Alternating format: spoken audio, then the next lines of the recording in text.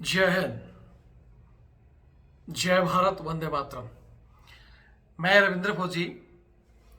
साथियों, कल एक जवान, उनकी पत्नी ने मेरे पास कॉल किया और उन्होंने बताया कि सर, मेरे हस्बैंड का 14 दिन का पे फाइन कर दिया गया। और उनकी गलती क्या कि उनको एसएम साहब ने बुलाया था और एसएम साहब उनको माँ बहन की गालियाँ दे रहे थे। जब एसएम साहब उनको गालियाँ दे रहे थे तो उन्होंने बोला कि साहब, गालियाँ क्यों दे रहे हो, आप गाली मत दो।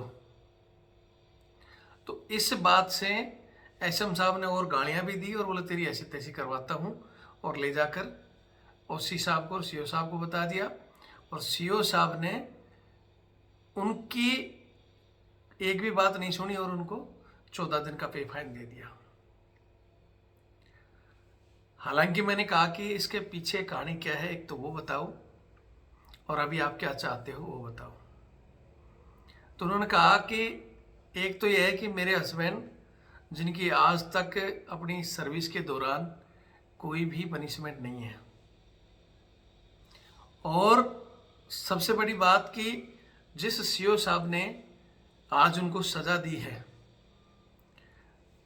पिछले 1.5 साल से वो सीओ साहब के घर में ही काम कर रहे हैं। सीओ साहब ने सजा भी दे दी और बाद में बुला के सीओ साहब ने बोला, यार मैं क्या करूं, मैं तो मजबूर हूं। तो आज मैं आपको ये पूरी एक स्टोरी बता रहा हूं जो कि अभी कल की घटना है। तो मैं आप सभी से भी पूछना चाहता हूं कि पहले तो वो एसएम साहब जो जवान को गालियां भी दे रहे हैं और फिर जवान को सजा भी दिला रहे हैं, क्या एसएम साहब ने अपना काम ठीक किया? हमारे समय में तो ऐसे एसएम नहीं होते थे।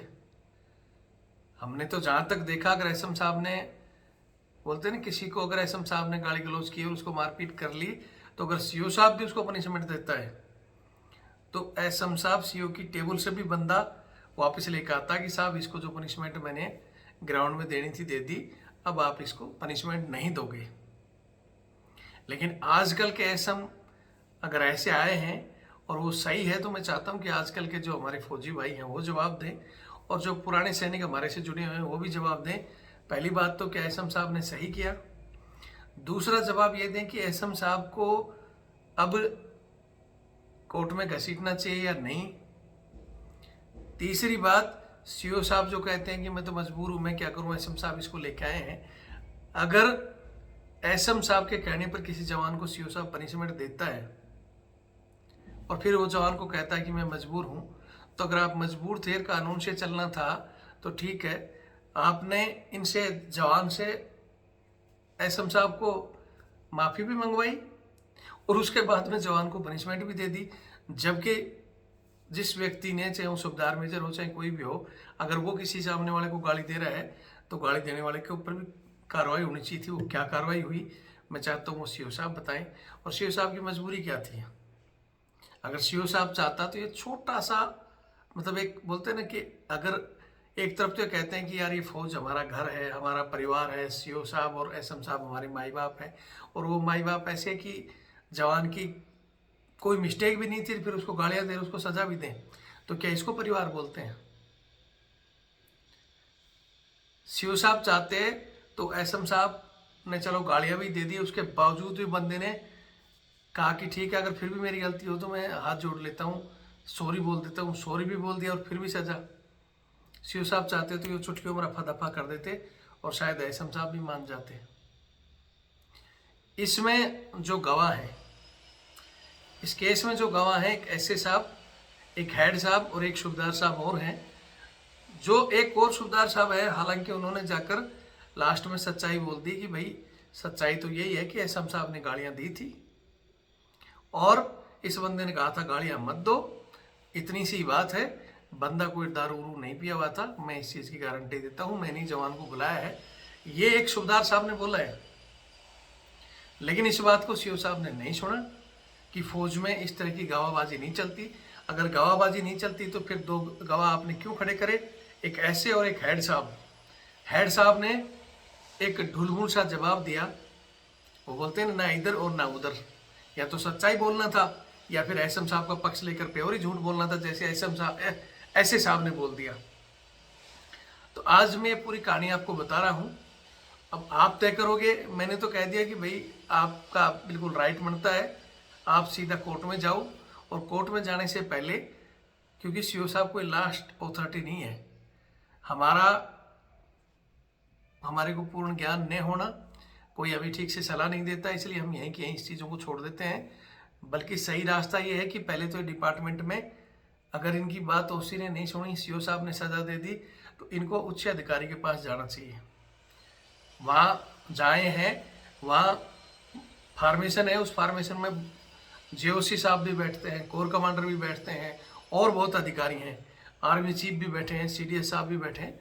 सब जगह तक इनको जाना चाहिए या पत्र लिखना चाहिए पहले तो, नहीं तो फिर कोर्ट का रास्ता है। तो मैं पहले आपको छोटी सी कहानी बता देता हूँ। और जो सीओ साहब बोलते हैं कि मैं मजबूर हूँ, वो खुद अपने घर में मजबूर होते हुए भी 4-4 जवानों से काम ले रहे हैं।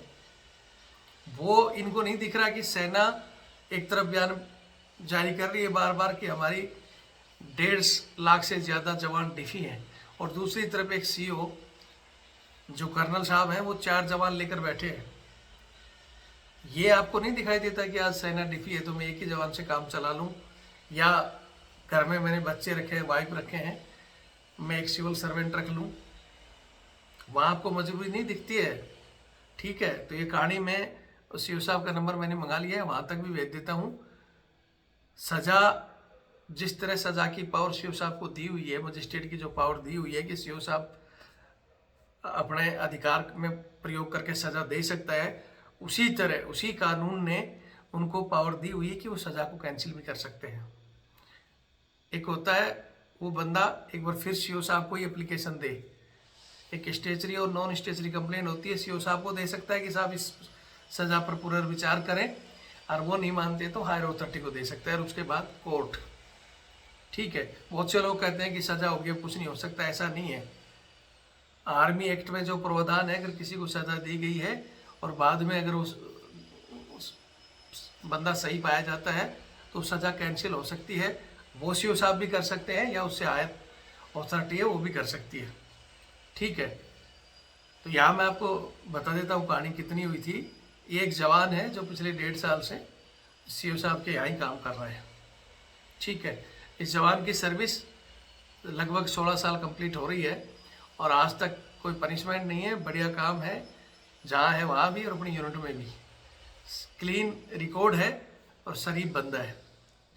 घर में कोई समस्या आई, इस कारण से इन्होंने उसी सीओ साहब के और इनकी वाइफ ने सीओ साहब की मैडम से और कहाँ कहाँ अप्रोच लगाकर हाथ पैर जोड़कर डिस्चार्ज मंजूर करवा लिया कि साहब मेरे घर में समस्या है, इनकी माताजी को कोई समस्या रखी है, घर में कोई देख रेख करने वाला नहीं है। तो सीओ साहब ने भी इनकी सेवा को और उसको देखते हुए उनका डिस्चार्ज मंजूर कर दिया कि ठीक है, आप ओसी के थ्रू एप्लीकेशन दो और आपकी हम डिस्चार्ज मंजूर करवा देंगे। एप्लीकेशन दे दी, डिस्चार्ज मंजूर हो गया, यहाँ से भी हो गया, सीओ साहब से भी हो, रिकॉर्ड से भी होकर आ गया, सैंक्शन हो गया। अब बारी आई कि ठीक है भाई कागज़ क्लोज करो और इसकी डेट निकल जाएगी। लेकिन जब लास्ट अथॉरिटी रिकॉर्ड होता है, रिकॉर्ड के पास सब कुछ जाने के बाद में रिकॉर्ड ने सैंक्शन भी कर दिया, और रिकॉर्ड ने एक लेटर दिया जिसको बोलते हैं, जैसे नोटिस देते हैं कि भाई आपने बंदे को जाने के लिए कहा है, आपकी पावर है, अच्छी बात है, लेकिन हम एक बंदा ये हमारा डिफी हो जाएगा तो हम आपको बंदा नहीं देंगे। अब जब वो बंदा नहीं देंगे का लेटर आया उसी साहब के पास, तो उसी साहब ने उसको वो नोटिस देने से मना कर दिया कि नहीं जी, मैं बगैर बंदे के इसको नहीं छोड़ूंगा। मतलब जहाँ सीओ ने, रिकॉर्ड ने, सब ने इनका डिस्चार्ज मंजूर कर दिया था, लेकिन ओसी साहब ने ये चीज़ें मना कर दी कि मैं बंदे को नहीं छोड़ सकता, मेरे को दूसरा बंदा चाहिए तब मैं छोड़ूंगा, नहीं तो मैं नहीं छोड़ूंगा। अब ये अपने ओसी साहब ने इस पावर का इस्तेमाल किया, बंदे को पता चला, बंदा ओसी साहब के पास पहुंचता है कि साहब मेरे तो बड़ी मुश्किल से डिस्चार्ज मंजूर हुआ है, ऐसी ऐसी मेरे को दिक्कत है, आप मेरे को साइन कर दो मेरा लेटर। तो ओसी साहब ने मना कर दिया कि मैंने साइन कर दिया था, मेरी तरफ से आप डिस्चार्ज जाओ। सीओ साहब ने भी कर दिया, रिकॉर्ड से भी आ गया, लेकिन आपको छोड़ा तभी जाएगा जब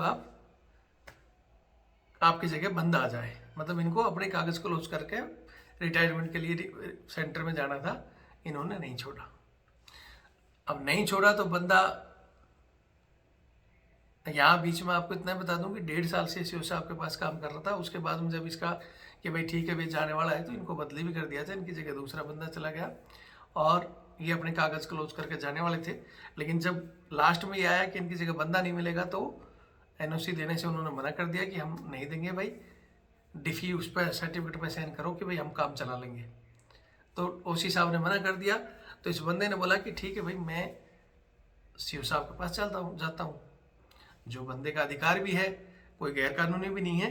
लेकिन यहाँ अपने ओसी ने कहा, तो ओसी के नीचे जो एसए साहब है और उनके साथ ही जो एसएम साहब रहते हैं, उन्होंने बोला भाई ओसी साहब ने मना कर दिया तो मना ही कर दिया, आप यहीं रहो। तो बंदा बोले मैं कम से कम सर मैं उसके सीओ साहब के पास जाऊंगा। बोले नहीं, हम आपको इजाज़त नहीं देते जाने की, ना हम आपके साथ जाएंगे, आप अपनी मर्जी से जाते हो तो जाओ। तो ये पहुंच गए सीओ साहब के पास। सीओ साहब के पास ये दिन में पहुंचते हैं तो वहाँ जो रनर होता है उनका, उसने बता दिया होगा कि भाई ऐसे ऐसे बंदा आया है। तो उधर से टेलीफोन से कनेक्शन हो गया ओसी साहब का और वो एसए और एसएम साहब का कि भाई इस बंदे को मिलाना नहीं है, क्योंकि नियम ऐसा बनाया हुआ है कि भाई सीओ साहब से बगैर या तो सीएचएम या सीनियर जेसीओ आएगा तो ही मिलेगा, नहीं तो इंडिविजुअल से सीओ साहब नहीं मिलेगा। तो इसने रनर को बताया, लेकिन रनर ने बोला कि भाई मिलना है तो सीओ साहब का भी आदेश है, आप एसए साहब को या सीएचएम को, एसएम साहब को, किसी को भी लेके आओ, अकेले आप नहीं मिल पाओगे। ये बंदा काफ़ी देर वहाँ इंतजार करता रहा कि यार आप बताओ तो सही, लेकिन उसने बताया नहीं बताया। सीओ साहब को पता भी चला तो सीओ साहब ने कहा कि भाई ऐसा नहीं है, मेरे को 500 बंदे और भी देखने हैं, नियम ये बना हुआ है, इसको वापस कर दो बाहर की बाहर, मैं नहीं मिलूँगा। तो एक बंदे को थोड़ा सा फील हुआ कि यार मैं आज 1.5 साल से साहब के घर भी जा रहा था, बच्चों की मैम साहब की सेवा भी कर रहा था, कभी भी मैं ऑफिस में आता जाता था तब तो कोई दिक्कत नहीं आई, मेरा सारा काम हो गया तब भी कोई दिक्कत नहीं। आज मैं इंटरव्यू के तौर पर यहाँ मिलने आ गया तो सीओ साहब बोलते हैं अकेला मत आओ। तो फिर भी इन्होंने बोला कोई बात नहीं भाई, आप वहाँ फ़ोन कर दो ऐसे को, या उनको रनर को बोला कि भाई आप फ़ोन करो, उनको बुला लो। बोला ठीक है जी मैं फ़ोन कर देता हूँ। तो ये फ़ोन कर दिया, लेकिन वहाँ से सुबह से बैठे बैठे 2 बज गए, कोई नहीं आया। तो नहीं आया तो ये बोला कि ठीक है भाई मैं जाता हूँ अपना क्वार्टर पे और शाम को देखूंगा, मैं जाके वहाँ बात करूँगा। बोले ठीक। अब ये बंदा अपने क्वार्टर पे चला गया और उधर से सीओ साहब उठकर चला गया। तब रनर ने बता दिया सीओ साहब तो चला गया, वो भी चला गया, उसको नहीं मिलाया। तो नहीं मिलाया तो वहाँ जो एक जेसीओ साहब थे, उनको एसएम साहब ने बोला कि इसको साला को इधर बुलाओ। वो डायरेक्ट वहाँ कैसे चला गया जबकि हमने मना किया था। तो वो जेसीओ साहब ने इसको फ़ोन किया कि भाई आ जाओ, एसएम साहब आपको बुला रहे हैं, ऐसी ऐसी बात है, आप वहाँ गए थे उसकी वजह से। तो बोला सर मैं खाना खा रहा हूँ। बोला ठीक है खाना खा आ जाओ। तो ये बंदा खाना खाया और खाना खाते ही सीधा ही ऑफिस में चला गया एसएम साहब के वहाँ। तो एसएम साहब ने जाते ही इसको और कुछ पूछा नहीं, सीधा ही माँ बहन की गालियाँ की, तू वही फौज की चीज़ें आपको पता ही है भाषा, वहाँ क्यों गया था, अपनी माँ फलाना ढिकड़ा जो भी। तो बंदे ने थोड़ी देर सुना, फिर उसके बाद बोला सर मेरा जब यहाँ मेरी ओसी साहब नहीं सुन रहे थे, आप लोग नहीं सुन रहे थे, इसलिए मैं गया था वहाँ और वहाँ मेरे को मिलने भी नहीं दिया। तो फिर भी इसको गालियाँ दी। तो लास्ट में एक तो बंदा दुखी था और लास्ट में दुखी मन से बोल दिया कि सर आप एसएम साहब आप काम तो नहीं करा रहे, उल्टा मेरे को गालियाँ दे रहे हो, आप गालियाँ मत दो, जाना नहीं जाना देखी जाएगी, जो होगा देखी, लेकिन आप मेरे को गालियाँ मत दो। तो गालियाँ ना दो इसने बोला तो और उल्टा एसएम साहब ने गुस्सा हो गया, क्या कर लेगा फलाना टिकड़ा, और भाग जाएगा से। तभी इसने बोला कि सर गाली मत दो, आप गाली दोगे तो मेरे से भी गाली निकल जाएंगी, जो होना है देखी जाएगी। और इतनी कहकर ये बंदा बाहर आ गया। और ठीक है बोले मैं ओसी साहब के पास जा रहा हूँ। इतने में खुद एसएम साहब उठते हैं, ओसी साहब को बताते हैं कि भाई ये बंदा ऐसे ऐसे है, इसने ऐसे ऐसे बात हुई, उनके अंदर क्या ऐसे साहब की उनकी क्या चीज़ें मिली, ओसी साहब को बताया। और ओसी साहब ने बोला कि ठीक है भाई इसको अगर ये बहस की है तो इसको ले जाओ सीओ साहब के पास, चार्जशीट के लिए बुला लो इसको। अभी तो इसको ऐसा करो कि दोपहर का समय है, इसे कोई काम कराओ धूप में बैठा के। तो उसे धूप में पत्थर चुनने का कि इससे पत्थर चुनवाओ, ऐसा टास्क दे दिया कि छोटे छोटे कंकर इकट्ठा करो सजा के तौर पर। तो धूप में बैठ के कंकर वगैरह इकट्ठे करके पूरा दिन इसने काट दिया। बोले कल आ जाओ, आपको सीओ साहब से मिलाएंगे। तो सीओ साहब को मिलाने के नाम पर बोले मैं वहाँ पहुँचा तो मेरा बेल्ट कैप ले लिया कि तेरी सीओ साहब से मिलना नहीं, तेरा तो क्या बोलते हैं चार्जशीट है। कैप बेल्ट उतार लिया। तो बोले सर मेरा तो दिमाग को हो गया कि यार देखो आज मतलब आया तो मैं किसी काम के लिए, मेरा कैप बेल्ट ले लिया, जबकि इतनी सेवा में मैंने कभी कोई गलती नहीं की। कैप बेल्ट उतारा, अंदर ले गए। अंदर जाके सीओ साहब ने बताया हाँ क्या हो गया। तो इसने जो कहानी थी बता दी कि साहब मैं गया था, आपसे मिलने आया था, आपने मिलने नहीं दिया। तो फिर रना ने उनको फ़ोन किया, वो आए नहीं। फिर मैं अपना घर चला गया। फिर इन्होंने मेरे को बुलाया तो मैं वहाँ गया तो इन्होंने गाड़ियाँ दी। तो मैंने इतना ही बोला था कि साहब गाड़ी मत दो। फिर एसएम साहब भी पूछा, एसएम साहब से पूछा तो एसएम साहब हालांकि कुछ नहीं बोले कि नहीं इसने बदतमीजी की है, जिसके 3 गवाह हैं। और ओसी साहब ने इनको क्या पट्टी पढ़ाई कि इसको बदतमीजी के साथ साथ एक केस और डाल दो, इसको दारू पी के आया था। बोला इस चार्जशीट पे साइन कर, तू दारू पी के आया था और बदतमीजी की थी। जब वरना मैं साइन नहीं करूँगा, ना तो मैं दारू पी के आया था और ना मैंने कोई बदतमीजी की। मैंने इतना बोला था वो मैं उस पर साइन कर सकता हूँ कि साहब गाड़ी मत दो। बोला तू नहीं साइन करेगा तो ऐसे करो, फौज में जो तरीका है साहब 3 गवाह, एक तो ऐसे साहब, एक हेड साहब और एक और जो जेसीओ साहब ने इसको बुलाया था उस उनके साइन करवा दो। तो तीनों को बुलाया और उन्होंने, हालांकि एक ऐसे साहब ने साइन किया, हेड साहब ने बोला भाई मैं साइन नहीं करूँगा, मैं जो बात होगी बता दूंगा। और ना ही दूसरे जेसीओ साहब ने साइन किया। एक ही गवाह के ऊपर सीओ साहब ने बोला कि तेरे को हाँ भाई नाम नंबर बोल फलाना, तेरे को 14 दिन फिर फाइन। ये बंदा रोता रहा कि भाई साहब मेरी गलती तो बताओ मैंने क्या है। बोले फौज में ऐसा नहीं होता, जाओ बाहर। बोले सर एक बार पूछ लो आप जो खड़े हैं। तो ठीक है, बोले भाई बताओ हेड साहब क्या हुआ था। ये बंदा ऐसे साहब से पूछा। सबसे पहले तो ऐसे साहब ने बोला कि हाँ साहब मैंने इसका मुँह सूंघा था, ये दारू पिया हुआ था और बदतमीजी कर रहा था। फिर हेड साहब से पूछा तो हेड साहब ने बोला कि सर मैंने और चीज़ तो कुछ नहीं देखी और मुझे सिर्फ दारू की हल्की सी स्माइल आई थी, बाकी मुझे पता नहीं पिया या नहीं पिया। बोला ठीक है भाई। तीसरे जेसीओ साहब ने जिसने बंदे को बुलाया था उससे पूछा, बोले हाँ आप बताओ आपने इसको बुलाया था, आपने बात भी की थी, आप इनको लेके गए थे। तो उसने साफ मना कर दिया कि सर मैं लेके आया था इसको, बंदे को मैंने ही बुलाया था और मेरी जिम्मेवारी है, मैं ही इसको वहाँ लेके गया था, लेकिन इस बंदे ने शराब नहीं पी हुई थी। ये झूठी बात है। और रही बदतमीजी की तो एसएम साहब ने जाते इसको गालियाँ दी थी और ये बंदे ने बोला था कि मेरे को गाली मत दो साहब, सिर्फ इतनी बात हुई थी और कुछ नहीं हुई। लेकिन उसके बाद में भी सीओ साहब ने बोला आप साइन करो। तो जेसीओ साहब ने और उसने हेड साहब ने तो साइन नहीं किया। बोले ठीक है, एक की साइन करके 14 दिन पे फाइन। बोले ठीक है, ज़्यादा एक्सप्लेन करने की नहीं जरूरत है, आप जाओ आप लोग। अब ये बंदा आज वहाँ से अपने घर गया, उदास हुआ। तो इनकी वाइफ ने पूछा तो इसने सारी कहानी बता दी। अब मैं यहाँ आप लोगों से पूछना चाहता हूँ कि किसी भी, हालांकि वो जो जेसीओ साहब हैं उन्होंने स्पष्ट अपनी बातें कही है कि उस जो क्या बोलते हैं वो एसएम है भी है, वो उनसे जूनियर है, बना हुआ है। और ऐसा मतलब कहीं हुआ ही नहीं कि आज तक कोई एसएम गाड़ी भी देर सजा भी दिलाई। तो हमने तो पहला इस तरह का नमूना देखा है। बाकी तो आप लोग तय करो।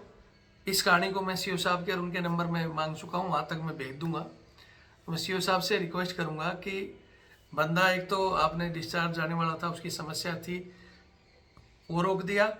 दूसरा इसको पनिशमेंट दे दी जिससे ये दुखी है। तो एक बार आप या तो खुद विचार करें तो बहुत अच्छी बात है। बाद में सीओ साहब ने बुला के ये भी कहा कि यार मैं मजबूर था, उस बंदे को 1.5 साल आपकी इसने सेवा की, जबकि ऑथराइजेशन के अनुसार आपकी और आपकी बच्चों की सेवा करने के लिए बंदा नहीं है, लेकिन फिर भी इसने दिल लगाकर वहाँ काम किया। और आपने 4 बंदे और भी रखे हैं, वो भी हमारे कहीं ना कहीं उनसे चीज़ों से हमें पता चला है। उन चीज़ों को भी हम जल्दी ही एक्सपोज कर देंगे। लेकिन हम जब भी करते हैं, हम भी तभी करते हैं जब बंदा हमारे पास गवाह के तौर पे आए। तो ये बंदा तो आ ही चुका है। अगर आज इसकी सज़ा कैंसिल नहीं होती है या उस एसएम साहब का मुंह नहीं सीला जाता है, उनको भी एक वार्निंग लेटर मिलना चाहिए था। कि बंदे को आपने गाली दी और आप उल्टा उसी को सजा दिलवा रहे हो, तो आगे फौज के लिए हमारे हिसाब से तो फिट नहीं है ऐसा एसएम साहब। ठीक है, उनको धोना बाहर नहीं है, उनको भेजो ऐसे बंदे को वहाँ से। मेरी ये सोच है। बाकी मैं चाहता हूँ जो कमेंट्स करें या मेरे नंबर पे बताएं कि भाई इसमें हमें क्या करना चाहिए। मैंने बंदे को कहा है, गवाह हमारे पास वो सूबेदार साहब हैं जो कह रहे हैं कि अगर कहीं भी कोर्ट में जाते हो तो मैं इस चीज़ की गवाही देने के लिए तैयार हूँ। मैं झूठ नहीं बोलूँगा कि बंदे ने दारू नहीं पी थी और कोई बदतमीजी नहीं की, एसएम साहब ने गालियाँ दी थी। तो क्या सीनियर को इस तरह गाली देना किसी की माँ बहन को ऑथराइज है? मैं सीओ साहब से पूछना चाहता हूँ। वहाँ के कोर कमांडर साहब का नंबर लेकर मैं वहाँ भी भेज दूंगा इस वीडियो को। मैं चाहता हूँ या तो सीओ साहब नहीं तो कोर कमांडर साहब हस्तक्षेप करेंगे, अन्यथा फिर कोर्ट तो है ही। लेकिन इस तरह किसी को परेशान करना जायज़ या नहीं जाना, मैं बाकी लोगों से पूछना चाहता हूँ। आप जरूर विचार करें, या तो कमेंट्स करें, या मेरा नंबर सबके पास है। ये मेरा नंबर अगर नहीं भी है तो नोट कर लो, 8290354513 8290354513। ये मेरा कॉलिंग और व्हाट्सअप नंबर है। आप इसमें डायरेक्ट व्हाट्सअप पर करके भी बता सकते हो, या वैसे भी कि हाँ इनकी गलती है या नहीं है, या आप इसमें कमेंट्स करो, हम कमेंट्स पढ़कर भी आगे इसके लिए एक अगला वीडियो और इन अधिकारियों का नाम, कहाँ की घटना है, क्या चीज़, उस बंदे की वाइफ की रिकॉर्डिंग है, वो भी मैं 2 दिन का इंतज़ार करूँगा कि सीओ साहब इसमें कुछ करें। नहीं तो उनकी बंदे की वाइफ की रिकॉर्डिंग भी और आगे और भी बहुत से जो प्रूफ हैं आने दो समय पर, वो भी डाल देंगे। सीओ साहब कितने बंदों को यूज कर रहा है, क्या क्या कर रहा है, वो सारी चीज़ें। वैसे मैं इस सहायक प्रथा के केस को लेकर सुप्रीम कोर्ट पहले भी गया था, आगे भी जाना चाहते हैं। लेकिन वही बात है कि मेरा एक वो चैनल बंद है और टाटा बिरला है नहीं, वहाँ वकील पैसे मांगते हैं। तो अब सब कहते हो आगे बढ़ो, जय हिंद, हम आपके साथ है, लेकिन मदद कोई नहीं करता। अगर आप सब थोड़ी थोड़ी मदद करो तो मैंने बहुत चीज़ें सोच रखी हैं कि हम उनको बदले, लेकिन वो तन मन धन बोलते हैं ना, बगैर पैसे से कुछ नहीं होता। अगर किसी को मदद करना है तो यही मेरा नंबर 8290354513 8290354513, ये मेरा फ़ोनपे और पेटीएम से जुड़ा हुआ है, और ये मेरा बार कोड। आप सहयोग करो तो हम कुछ बदल सकते हैं, नहीं तो मैंने तो मेरी लड़ाई जारी कर ही रखी है। आप सहयोग नहीं कर सकते तो वीडियो शेयर करो ताकि कोई और हमारी मदद करेगा। कुछ नहीं कर सकते तो इस चैनल की संख्या बढ़ाओ। आज 3-4 महीने के संघर्ष में ये 26,000 लोगों तक हम पहुँचे हैं। नहीं तो हमारा वो चैनल था जिसमें हम 8-10 लाख लोग जुड़े हुए थे, और ऐसा कोई भी वीडियो डालते ही 2 दिन भी नहीं लगता था, कुछ ना कुछ रिजल्ट ज़रूर आता था। अब आप कहते हो कि रिजल्ट तो तभी आता है तो संख्या हो, या आपके पास पैसा हो, या फिर इनको कोर्ट में लेके जाएं। अभी आप लोगों ने तय करना है।